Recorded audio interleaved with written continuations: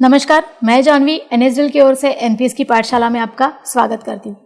जैसे कि आपको पता है, अटल पेंशन योजना गवर्नमेंट ऑफ इंडिया ने मई 2015 से शुरू की है और इसका उद्देश्य असंगठित क्षेत्र के लोगों के लिए रिटायरमेंट के बाद उन्हें एक फिक्स राशि पेंशन के रूप में प्रदान करना है। ये योजना काफ़ी प्रचलित हुई है और आज तक लगभग 2 करोड़ से भी ज़्यादा सब्सक्राइबर्स इस योजना के साथ जुड़ गए हैं। साथ ही साथ रोज़ाना लगभग 20 से 25 हज़ार अकाउंट्स एपीवाई के अंदर डिफरेंट बैंक के लार्ज बैंकिंग नेटवर्क के द्वारा ओपन किए जाते हैं। क्योंकि एपीवाई अकाउंट सेविंग अकाउंट के माध्यम से ही ओपन किए जाते हैं, इसके इम्प्लीमेंटेशन में बैंक और उनके ब्रांचेस का महत्वपूर्ण रोल है। इसलिए ये इम्पॉर्टेंट है कि एपीवाई स्कीम की पूरी जानकारी बैंक ऑफिशियल्स के पास हो, ताकि वो सब्सक्राइबर को ये जानकारी सही तरीके से दे सके। लेकिन अक्सर देखा गया है कि एपीवाई सब्सक्राइबर्स और ब्रांच ऑफिशियल्स के पास इसकी पूरी जानकारी नहीं होती। इसलिए इस वीडियो में हम बात करेंगे, अगर कोई bank customer APY account open करना चाहता है तो ब्रांच ऑफिशियल कैसे उन्हें गाइड करे, जिससे सब्सक्राइबर का एपीवाई अकाउंट सीमलेसली ओपन हो। साथ ही साथ हम इसकी भी चर्चा करेंगे कि ब्रांच ऑफिशियल और क्या क्या सर्विसेज एपीवाई सब्सक्राइबर को दे सकते हैं। और इस टॉपिक पर बात करने के लिए मेरे साथ मेरे सीनियर कलीग राहुल जी हैं। राहुल जी, एनपीएस की पाठशाला में आपका स्वागत है। Thanks Janvi.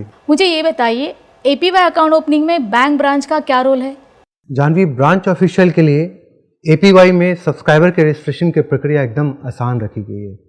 APY registration activity को उनके नॉर्मल बैंकिंग ऑपरेशन से जोड़कर रखा गया है। एपीवाई रजिस्ट्रेशन फॉर्म सबमिट किए जाने पर ब्रांच ऑफिशियल सब्सक्राइबर के अकाउंट नंबर को वेरीफाई करता है। वेरिफिकेशन के बाद उसके पर्सनल डिटेल्स उनके स्क्रीन पर पॉपुलेट हो जाते हैं।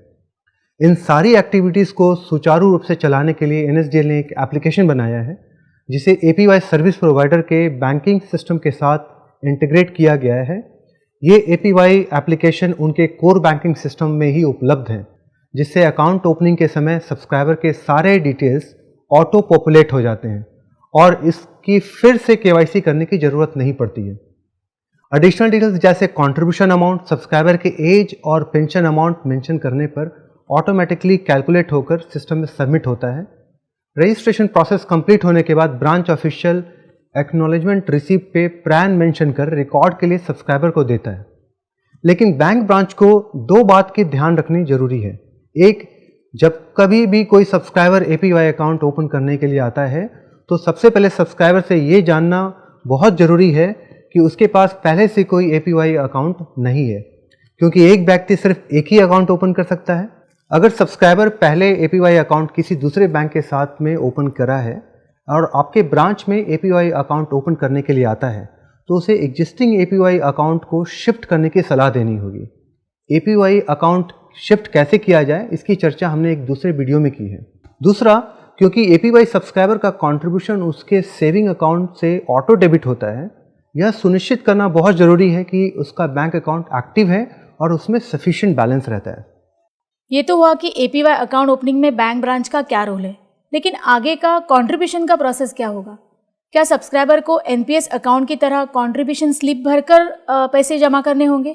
कंट्रीब्यूशन की प्रक्रिया भी सिंपल है। इसके लिए सब्सक्राइबर और एपीवाई सर्विस ब्रांच द्वारा कोई एडिशनल एफर्ट लेने की ज़रूरत नहीं है। सब्सक्राइबर के सेविंग अकाउंट से ही उसके बताए गए फ्रीक्वेंसी पर कंट्रीब्यूशन ऑटो डेबिट होने की फैसिलिटी एपीवाई में दी गई है। इसको हम सिस्टमैटिक इन्वेस्टमेंट प्लान यानी एसआईपी की तरह भी देख सकते हैं। एपीवाई अकाउंट ओपनिंग फॉर्म को इस तरह से बनाया गया है कि उसे सब्सक्राइबर के डेबिट इंस्ट्रक्शन के रूप में यूज़ किया जाए।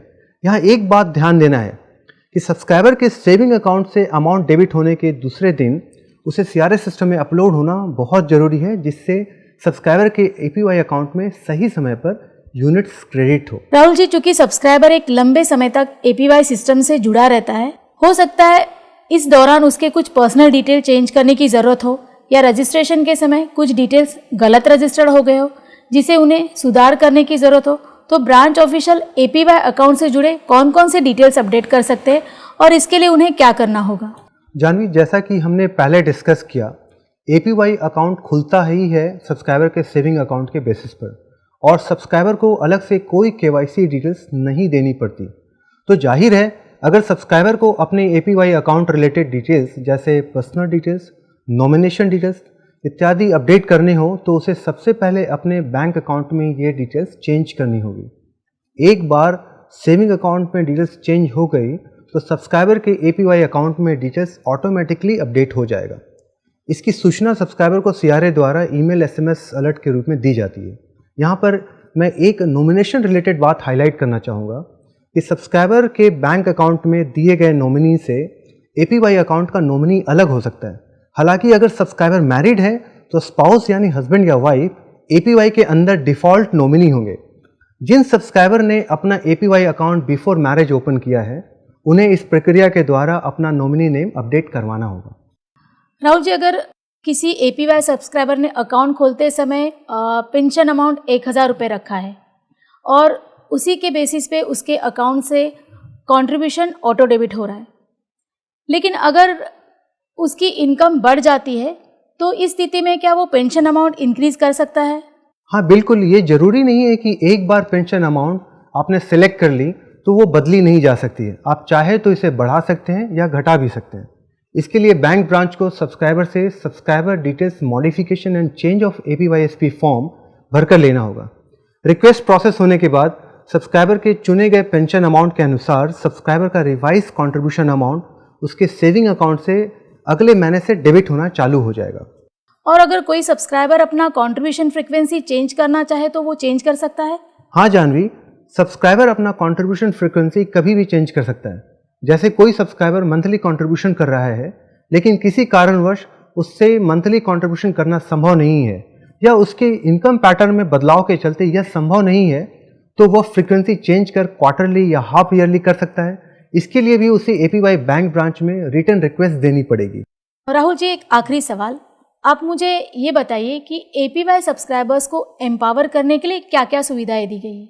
सबसे पहले तो उन्हें अपने अकाउंट से अपडेटेड रहने के लिए NSDL की तरफ से एक मोबाइल ऐप दिया गया है। इस ऐप के थ्रू वे अपना account details, recent contribution details देख सकते हैं, ट्रांजैक्शन स्टेटमेंट तथा पैन कार्ड भी देख सकते हैं या डाउनलोड भी कर सकते हैं। मोबाइल ऐप में सब्सक्राइबर पैन तथा रजिस्टर्ड मोबाइल नंबर पर भेजे गए OTP के द्वारा लॉगिन कर सकते हैं। इसके अलावा सब्सक्राइबर हमारी वेबसाइट www.npscra.nsdl.co.in के APY सेक्शन में जाकर APY के बारे में और अधिक जानकारी प्राप्त कर सकते हैं। साथ ही साथ अपना APY ट्रांजैक्शन स्टेटमेंट तथा पैन कार्ड डाउनलोड कर सकते हैं। मैं यहाँ एक बात बता दूँ कि NSDL सब्सक्राइबर के रजिस्टर्ड एड्रेस पर सालाना एनुअल ट्रांजैक्शन स्टेटमेंट भी भेजती है। सब्सक्राइबर आपके ब्रांच आकर भी ट्रांजैक्शन स्टेटमेंट रिक्वेस्ट कर सकता है। ऐसी स्थिति में बैंक ब्रांच को APY मॉड्यूल से स्टेटमेंट जनरेट करके उसका प्रिंट आउट सब्सक्राइबर को देना होगा। धन्यवाद राहुल जी, इतने अच्छे तरीके से APY के बारे में हमें जानकारी देने के लिए। मैं इस वीडियो के माध्यम से APY बैंक ब्रांचेस को अनुरोध करना चाहूंगी कि इसे वे अपने कलीग्स तथा सारे ब्रांचेस में शेयर करें ताकि वे APY सब्सक्राइबर्स को अच्छी सर्विसेज दे सके। दोस्तों, इस वीडियो में बस इतना ही। APY वीडियो सीरीज के अगले वीडियो में हम APY से जुड़े कुछ फ्रीक्वेंटली आस्क्ड क्वेश्चंस के बारे में चर्चा करेंगे। NPS और APY से जुड़े कुछ और वीडियोस देखने के लिए हमारे इस चैनल को सब्सक्राइब करें। धन्यवाद।